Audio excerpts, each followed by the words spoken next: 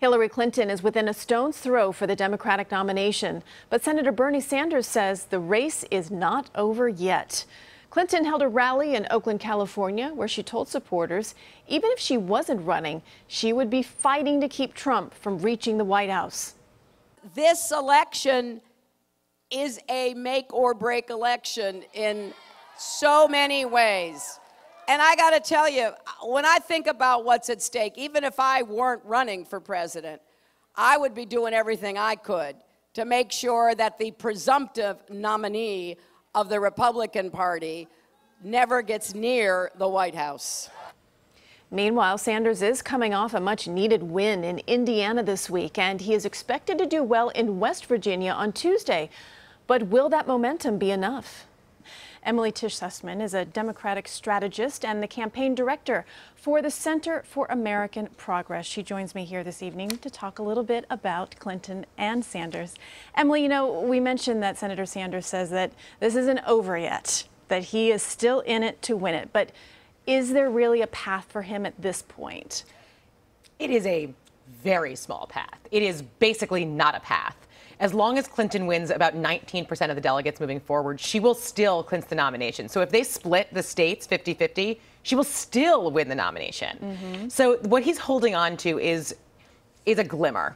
And that's really all his supporters have ever really needed. They like him to be the outside candidate. They like him to be the underdog. And that's why they hang on so strongly, and they continue to hang on. Although we do see, obviously, a decline in momentum in his campaign when you look at the fundraising numbers. They went to about half in the last month. So those small dollar donations that were keeping him going have started to dry up a bit. Well, how important, though, then, is West Virginia for Sanders? I mean, if you're basically saying that it's all, you know, his campaign is pretty much stalling at this point and it's going to stop any day now, is West Virginia still important for him at this point? Well, I think it depends on important for what.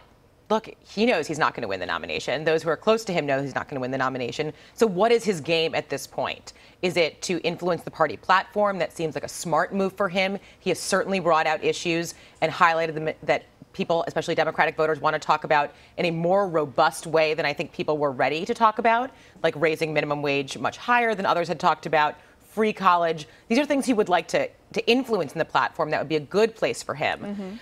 You know, does he want to be the vice presidential nominee? Many people do it. It does not feel like that is where he's going at this point. So it depends on for what. I mean, he will likely win West Virginia. He's polling ahead there. That is probably the last state that he will win in the primaries. So I guess it depends on what he wants. So those conversations are happening right now, you think, within his campaign to say, look, what do we want out of this before we officially drop out?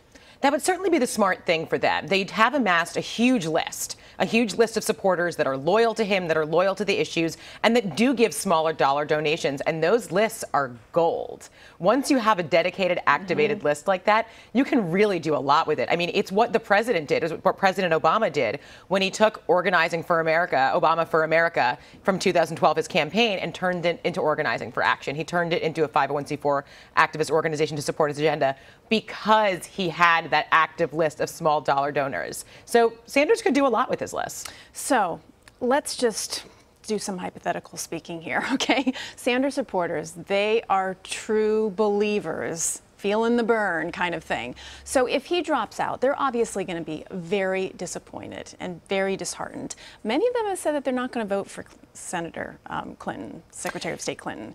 How does he help in that regard, and how does she reach out that hand to his supporters? Well, I think that's the big question now, is not if he drops out, but how he does and how he embraces her and moves his supporters over. I think that is a very big question, and it really is on him to determine the tone of that.